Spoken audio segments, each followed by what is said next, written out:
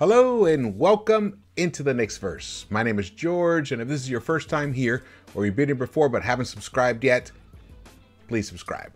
And hit that thumbs up button for me, along with the comments. I love the comments. They help me understand where you guys are coming from. And also, sometimes I overlook stuff, and you guys point it out, and it's awesome. It helps what I do. It improves what I do here. All right, well, the Knicks, what a weird game. Honestly, for a total blowout, it was a weird game. Knicks won 113-89. They held, for the second straight game, they held an opponent under 100 points. It was the Atlanta Hawks, the Trae Young Atlanta Hawks. And I have a lot to say about what's going on with the Knicks right now. So the beginning part of this is going to be the recap, and then it's going to be my take on what's happening with the Knicks lately. And the reason I'm doing it like this is because normally, if you've been a follower of the Knicks-Verse channel, you know that we put out analysis videos, general analysis videos, or sometimes news videos, recaps. Haven't been able to do that as much lately because of time constraints. So I'm going to be doing it towards the latter part of this video. So if you want to hear that, stay tuned for that. But let's begin with the big win, 113-89. I love this photo. I mean, RJ, they're looking at you like, can you believe this shit? It's a great photo. It's for the longest time while I was watching this game, even though DeJounte Murray got hurt right away, and that was probably the best defensive contribution RJ could have made all season long, which was to a little bit of an encroachment when he took a shot. I didn't even know it was a three-point shot. It was just like a long two on the right baseline. And it wasn't like he really even crept in that much. It was just one of those things. It wasn't anything intentional. He was trying to, contest the shot, and Murray shot over, but he landed right on RJ, and he probably just like rolled it a little bit. It didn't look that bad, honestly, but he didn't return. He actually, I think he kept playing for a little bit. He didn't return. So, I got a weird thing here. Okay, so great, because you know what? We need all the help we can get, especially on a night when Jalen Brunson, if I were to tell you that Jalen Brunson played 26 minutes, and the reason he only played 26 minutes is because the game was a blowout. When he played 26 minutes, he took 14 shots, only connected on 2. 8 points. So it was almost like and we won this game by 24 points. It's wild. I would never have expected that we would have won this game by that, but been a blowout over Trae Young. Remember, okay. So the Hawks were also without DeAndre Hunter. They were missing him. Who else were they missing? I can't remember who else. But they still have Bogdanovich. They still got Trae Young. They got Clint Capella. They got all NBA guys. Well, Capella, I think he was an all defensive guy. Trae Young, all-star. But think about how many three-pointers he made tonight. Zilch. And he only took 4. Tonight was a result of Knicks continuing. This is the first time I feel all season long that they've actually been able to sustain the same defensive effort that they showed from one game to the next. And we're gonna hear the whole thing. Oh well, before the whole narrative has been, oh, they missed a lot of open shots. Well, we'll see how long that narrative continues, because how many teams can keep missing open shots against the Knicks? Yes. But guess what? I've done some research on the wide open shots according to NBA.com. Every team gives up open shots. Yes, do we give up a little more? Yes, we do. Absolutely. We do. We give up more than most teams. But every team gives up open shots. And then there's wide open shots, and then there's open shots. You'd be stunned at how few teams actually are in the very tight category. But we do give up a lot of open shots. That is for sure. And tonight, the Hawks missed the shot. They only connected on 16.7 shots. They shot 6 of 36 from the three-point line. And the Knicks, I mean, it's not like we were like, you know, hitting from left and right, but in the end, we connected on 47.2, almost 50%. The Knicks shot 17 of 36, and most of that is attributed to two guys, Julius Randle and Quentin Grimes. Finally, Quentin is starting to be that guy that we saw last year. Remember when he got his first start and he shattered the rookie. Well, he didn't shatter, but he broke the rookie three-point record for most 3 points made in a game, and for a rookie. Well, he's back tonight, Quentin Grimes. Well, let me keep going here. Oh, Tommy Beer tweeted this out. After not holding an opponent under 100 points in their first 23 games this season, the Knicks have held 2 consecutive opponents under 90 points. Best back-to-back games this season for New York. I agree. I still think the game against Utah was one of their best games, considering the situation that they were in. But these two recent ones defensively, they have made the effort, and it came ironically, not ironically, I guess not ironically. Ironically is the wrong word, but it came on the heels of Thibs tightening up the rotation, reducing it to 9 players, and inserting Deuce into the lineup. Now, Deuce doesn't give you much yet offensively, but be patient. Be patient. I think the more time he gets out there, he will start connecting on those threes. He'll start feeling a little more relaxed. I think when you look at what he does in the G League, and then it doesn't translate to the NBA, but I think it might be because he's a little tight. You know, he feels a lot of pressure. He understands that you've got to make buckets when you're in the NBA. His defense is like worthy of him being out on the court, no doubt. He is. I mean, he's one of the best point of attack defenders that we have. Him and Grimes are the two best. Quickley is the best. I would say he's probably the best all around defending guard that we have. Other than Grimes when he's on point. But in terms of point of attack, picking the player up early before they even cross the half-court line, man, Deuce is fantastic on that. And I love the way he anticipates passes.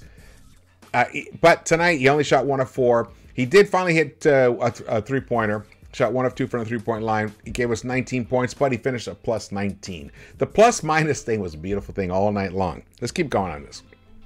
But the star of the game was Julius Randle. What a tremendous game this guy had. 34 points, 17 rebounds, 5 assists. I tell you, the best part of the Jalen Brunson signing has been the effect he's had on Julius Randle. I think Julius feels he's the role that he's now settled into is much more suited to him being productive on the court at all times. Excuse me. He shot 10 of 19 tonight, 52.6%. 6 of 12. He hit 6 3-pointers. He took 12 3-pointers and hit 6. 50%. It's fantastic. That's 18 points from the 3-point line alone for Julius, and finished with 34 points, a plus 29. But the most impressive stat for me, the 17 rebounds. Now this is again on a court with Clint Capella on the court, and he picked up 17 rebounds. 16 of them were defensive, which is awesome because, you know, Mitch picked up 10 rebounds, but 9 were offensive, which those are tremendously high value, but we need desperately those defensive rebounds. Often we're getting beat on the defensive end for those long rebounds, because a lot of people, you know, when they miss the 3-point shot, they go long, and our guard, you know, we have a lot of guys that kind of leak out and all that stuff. So this was very important for him to pick up those 16 defensive rebounds, outstanding, and the 5 boards. No turnovers for Julius Randle tonight. I think this was his best game overall. His best game, even though like he came out firing in that first quarter. Then the second quarter when he came in, he didn't have any points. Then the third quarter, he picked up where he left off on that first quarter.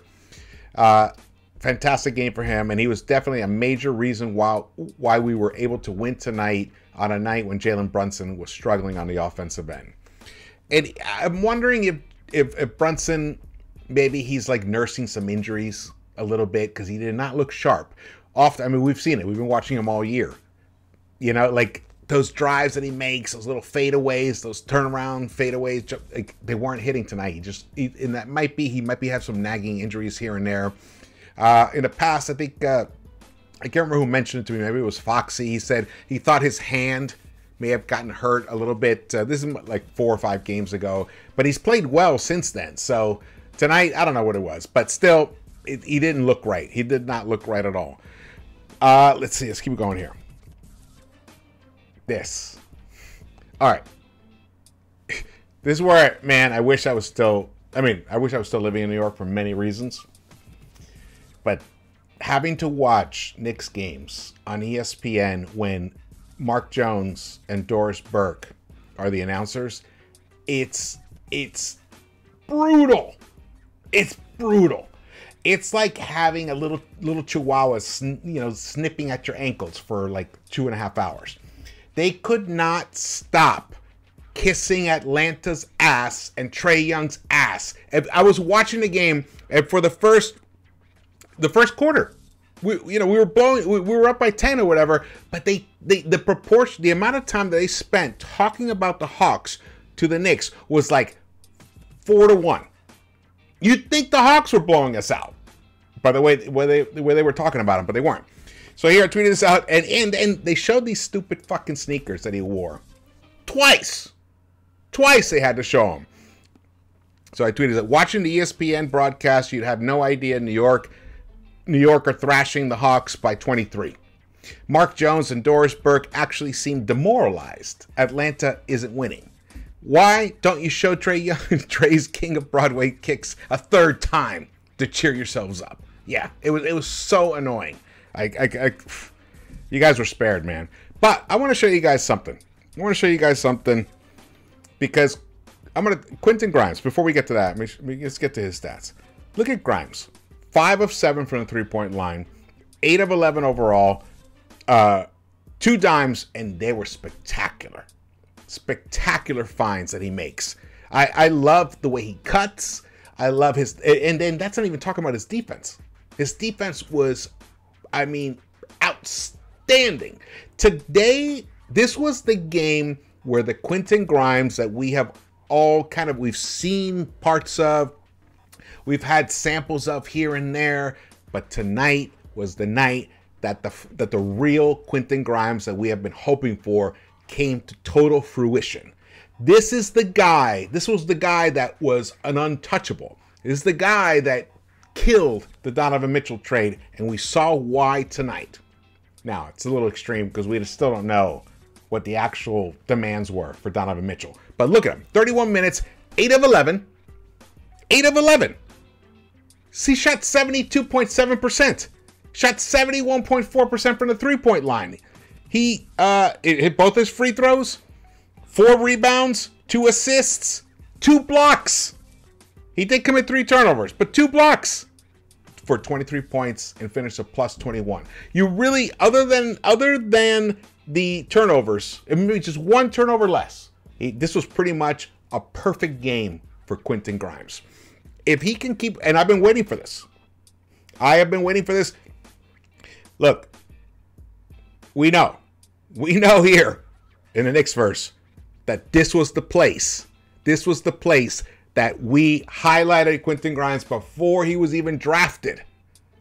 We said, this is the guy that we can get later. I thought he'd be, honestly, I thought he'd be like a second rounder because no one was even looking at him at the time. And I said, well, I think we should definitely do anything we can to draft this guy. He's a great value pick.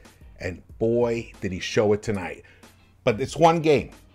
It's one game. He needs to do, he doesn't have to, of course, not this kind of efficiency, but he needs to be that, He needs to be that Desmond Bane type level of efficiency. He can be that. It's in him. And on top of that, we get, because Desmond Bane, he's a nice player, but he's nowhere near in the defensive league that Quentin Grimes is. Sorry, Desmond, if you're watching this. Nowhere near in his league. So if Quentin can deliver this kind of efficiency, again, no one's going to shoot 71.7%, you know, for more than a game or two. But if he can be up there, like in the 45% for three-point shots,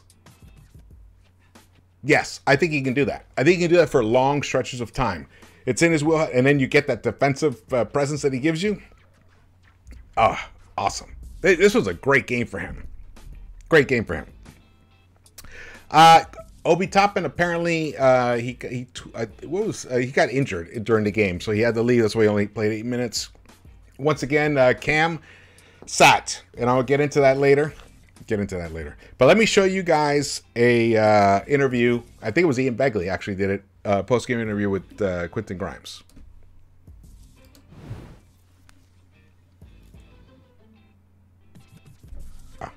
It helps if I turn the volume up. Hard on somebody trying to score on me, just kind of more of like a personal challenge, more of a pride thing. So I feel like I love to take on the challenge of whoever it is. Really. You like those matchups against the top perimeter scorer? Yeah, I do. I feel like I love competition. I love competing. I love trying to make it hard on somebody trying to score on me, just kind of more of like a personal challenge, more of a pride thing. So I feel like I love to take on the challenge of whoever it is, really. You like? It's more of a pride thing. Now I'm going to talk about RJ Barrett. RJ Barrett, your defense, I don't understand it, man. How do you let, and I love AJ Griffin. Once again, if you follow us here, the Knicks-Verse in the draft videos, you know I was a big AJ Griffin fan. AJ Griffin, I would love for him to be wearing orange and blue. But come on, man. Come on, RJ. How do you let AJ Griffin get around you one-on-one? Of all the players on the court, it feels like, and I tweeted this out during the game, it almost feels like RJ is afraid of ending up on shacking a fool or something for overcommitting on a defensive assignment or something. And he ends up on the floor or whatever. He ends up on skates or whatever. Or the guy spins around on him and he looks stupid. Okay, and so he tries to be a little cautious.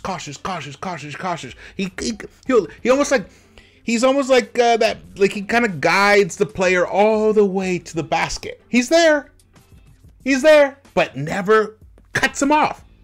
Never forces the defender. Now, what? I'm gonna remove the word "never" because the word "never" is unfair.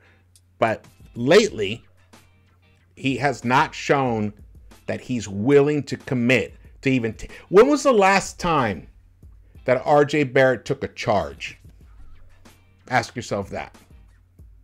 Now, mind you, I'm not an RJ hater. I love RJ. And the reason I'm talking like this is because I expect him to be that in that all-star, in that fringe all-star level, which he's not. He got off to a terrible start this season. He's finally starting to show a little bit of like life, signs of life. In terms of his offensive game, but the defense has just been like so disappointing. I mean, bro, here it is. If you can get to the hoop, that means you have the ability to cut someone off from getting to the hoop. It's not that complicated. You have to show the commitment. Where's the pride that Grimes is talking about? I want to see the pride. You talked about wanting to be, you know, a top-level two-way player. Well, you are disappointing on that side. The offensive game is starting to come around. I mean, tonight wasn't a good night for you. You did finish with 15 points, and you got to the charity stripe 7 times, which is, you know, great. It was second most after Randle, but 2 of 6 from the three-point line. And I think, but one of those was like a buzzer beater, like just like a heave at the end, trying to beat the buzzer. So it could have been 2 of 5, but still, 4 of 13. You missed. You worked really hard to get into the paint. This was like in the first quarter. You did a beautiful move. You split the defense, a little turnaround, and you got right there, and you went to do like a finger roll, and it was nothing. It was short. You missed the bucket, and you were 2 feet away from it. You were so pissed at yourself. You were banging the chair during when you were waiting to get. Actually, you got. Did you get a foul call? I think you did get the foul call. So you know what I'm talking about, and we all know what's going on here. I think the pressure has finally caught up to you. Your one characteristic that made you perfect for New York is starting to crack a little bit. Maybe it was the summer negotiations, finally hearing that you were part of that Donovan Mitchell trade, so you were out of here. It may also be the weight of being the face of the franchise, and then when things start rolling, you got Jalen Brunson in here, and playing alongside Julius Randle is can't be that easy, even though he played great tonight. But we know what Julius is like. So I think you're too much in your own head. I think you got to relax and just simplify the game to the point where it's just simplify it. You have a superior ability, which is the ability to get to the hoop. So when you do that, that means you are breaking down the defense. When you break down the defense, things get a lot easier. There's 2 things you do, and I've repeated this before. If you've got a decent look, then you make it. Don't heave it. I mean, there was another play, same exact type of situation. Beautiful move, beautiful turnaround. You get a nice look, clank off it hit the metal part behind the rim. Come on, man. You're just 4 feet away. I literally can make that shot with my eyes closed. Or why don't you try to bank it off the backboard? It's so frustrating because I have such high hopes for you. And I've been watching you since you were like a kid. I know what you have. I know who you can be. And you're not doing it. You're not doing it because you're too much up here. Just let it flow. But don't be selfish, because the other option is, first one is, if you got a good look, make it. The other one is simple. If you're getting into the hoop, if you're getting into the paint, you're making the defense collapse. Then you find your open teammate. Now, you did do it tonight. Actually, I think it was on the very first play. Very first play of the game. Brunson came in, left side of the paint. The defense collapsed around him, but he didn't have a good look. I think he found you, and then the ball swung around and ended up with Randle, I believe, and he made the bucket. That's it. That's all you got to do. It's not that complicated. Frustrating. All right, let's look at the plus and minus. Randle, plus 29. Randle, fantastic game. I mean, this if this is the Randle we could get every night, my God. We're back in 2020-21, and we're going to end up being the 4th seed. Well, it's exaggerated, but with that, we could end up with the 6th seed if Randle plays like this in this area every single night. I mean, he shot 50% for the 3-point line, 52.6% overall, hit all 8 of his free throws, 17 boards, 5 assists. Look, when you go up against better competition, you're not going to be able to be that efficient, but you still can be the same kind of player. When his 3-point shot is falling in the first quarter, it's like we get a completely different Randle, completely different. But outstanding game for him.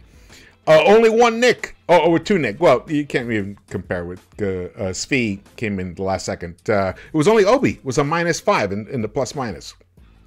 But look at Grimes, 23 points. Oh, that was beautiful.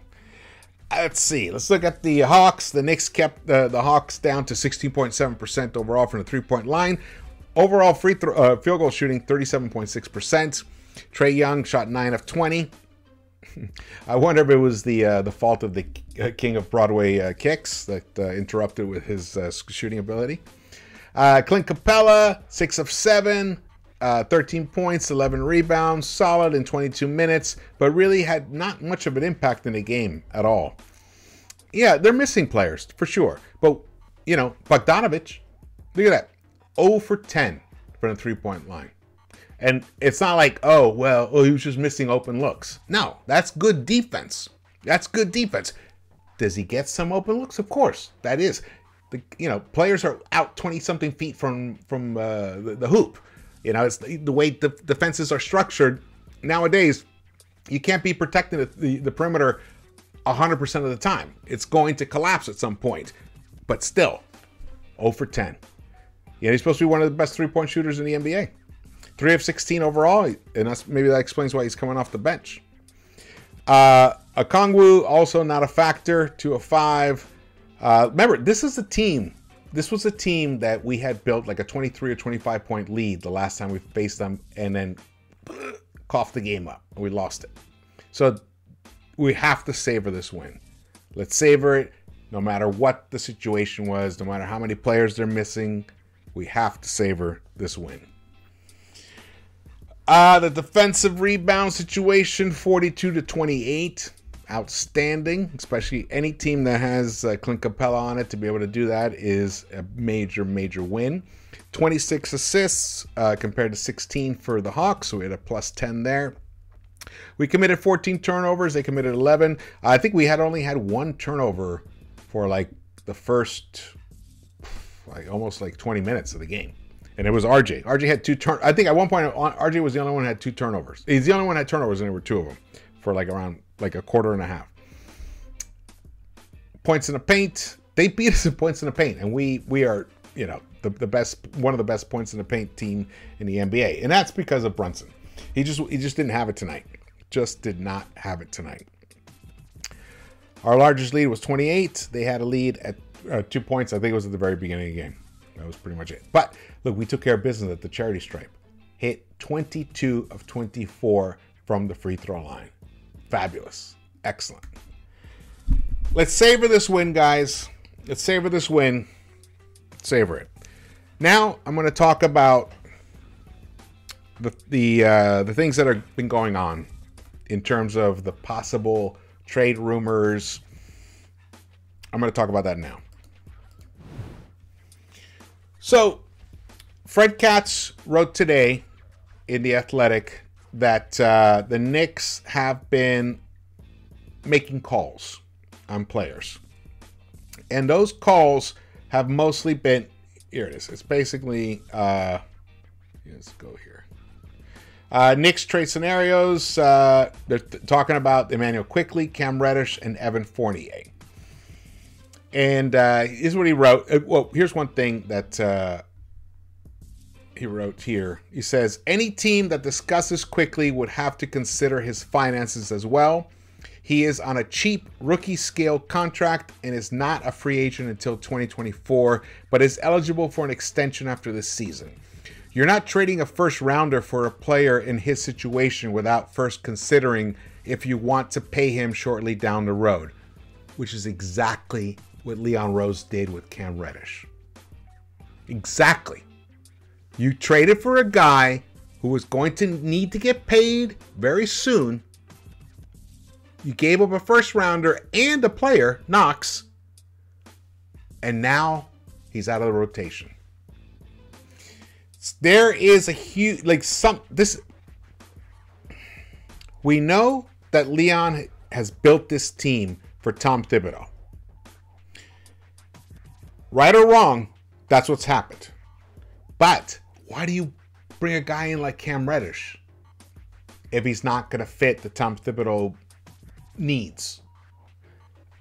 Very, very disturbing. And now you're trying to make someone else make that same mistake on Immanuel Quickley. Now the difference is, ironically, any team trading for Immanuel Quickley is not going to make a mistake. He is by far our best plus-minus player. By far. Our best net rating player. By far. And his actual three-point shot hasn't even come around yet. So when it starts coming back around, which he showed signs of life, he showed some signs of life. Tonight we didn't see he hit 1 of 2 three-point shots, but overall he was 2 of 8. I think he got fouled several times. He didn't get calls, but we've seen him lately. He's been kind of perking up. But any team that trades for him is going to get a very good player, and a player who could possibly, end up turning into like a nice piece. He can be. I'm still, in my opinion, I don't see him as that different from Maxey. I really don't. Maxey may be a little faster, but Quickley has developed this hezzy move, and he's able to like get in through the paint without getting too disrupted. He's able to take contact and finish. We've seen it. We didn't see it tonight, but we have been seeing it lately. So someone's gonna get a very decent player when they pick up Immanuel Quickley. Let's see. Overall, what is well, that's neither here nor there. Let's keep going here. So you said you're not trading that. It's exactly what we did with Cam. So that is front office. So the front office is expecting another team to do something that they did, but they're expecting them to do it for a player that's even better than the player they acquired. Because in my opinion, Immanuel Quickley is a much more productive player than Cam Reddish.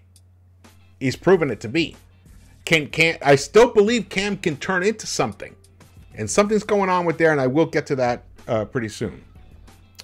Complicating the issue is that, this is from Fred Katz's article. Complicating the issue is that many of the competitive teams that could use an extra guard are already down at least 1 first-round pick. Though Quickley is young and promising enough that a rebuilding team could justify a deal for him too. I think trading Quickley just to kind of like open up room on the roster is a huge mistake. I don't understand it. I feel like Quickley is in some ways a drastically undervalued asset. I do, and you guys know, I believe that he can be a starting point guard in the NBA. I know a lot of you guys don't, but his defense is outstanding, and we know his long-range game is something that's just puts fear in defense's hearts. We haven't seen it this year, though. I'm waiting for that. We're starting to see glimpses of it. But to give up on a Quickley right now would be a huge mistake. Huge mistake, in my opinion. Next guy is Cam. So Cam's on the trading block, and apparently his people, his agents, are exploring trade options, but teams don't really want to give much for him, and the Knicks just don't want to give him away. Well, the clock is ticking, because at the end of the season, he's a free agent. So again, more front office malpractice. And also, why are you sacrificing the future and our young players for a coach, Tom Thibodeau, even though we're playing better recently? But why? For a coach that's not going to be around here for much longer. Leon, you've tied yourself so closely to Thibs that now it's like if Thibs fails, you fail. The whole franchise fails. That's not your job. Your job is not to protect your coach. Your job is to improve this franchise and guide it and create a winning, sustainable winning team here. If you keep mishandling your assets, Obi, draft pick, number 8, stuck behind Julius, can barely get minutes. And Thibs, stubborn, wouldn't play them together. Oh, small ball won't work. And then we finally see small ball working, but then he doesn't give them enough time. Okay. Last year, Kemba gets benched. You end up choosing Burks to start over Immanuel Quickley. Imagine the kind of player Immanuel Quickley would be today if he had gotten those extra 40 games. Or actually, yeah, like 40 games. It's ridiculous. Ridiculous. But the positive side is Quentin Grimes. And he's a guy that Thibs wanted, and Leon got him. And let's see if he can string together a couple of weeks like this kind of play, then that will be a player that did turn out to become the player that Thibs thought he could be, and be a productive player in a rotation, and possibly even be that kind of Desmond Bane level, that Klay Thompson light type player. We'll see, but that's just 1 out of 4. Not a good ratio. Not a good ratio at all. And Deuce, we'll see what happens with Deuce. We'll see. Deuce is a very, Deuce, he seems like a very centered human being. He's just going to work hard. He's going to do his thing. And whatever ends up happening with Deuce, if he goes to another team, he's going to do well. I think it's just a matter of time for him. He's going to end up doing well. He's going to end up relaxing and finally letting his shot drop through the net like he does at the G League. I mean, a three-point shot, it's a three-point shot, whether it's in the G League or whether it's in the NBA. If you're getting a totally wide open look, of course, that makes a big difference. But you can't be like, it can't be that drastic a difference. It's still a shot. So let's see what happens there. Oh, man. Let's see, where are we at now? So the Knicks play on Friday against the Hornets, which are struggling 7-8. They're 7-18. Knicks are now 12-13. Love it. Love it. What was the last thing I was talking about? I think that was it. Oh, well, Knicks are now 8 games back. 1 game back from 7th. They're in the 9th place. They're 12-13. They're 3rd in offensive rating in the East. 113.6. We can score points. The whole problem was defense. We were allowing 116.9 points a couple of maybe like 3 or 4 games ago.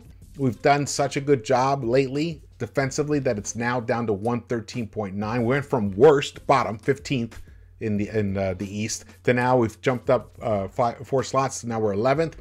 But the differential is only minus 0.3, which is 7th best in the East. Pretty soon, if we keep going like this, that red differential will turn green, and then we'll start talking. All right, I've been talking too long. Thank you guys for watching this. Very much appreciated. Please drop your comments. Want to hear your thoughts about all this. And if you enjoyed the video, hit that thumbs up button for me and subscribe. And I will see you around the Knicks-Verse.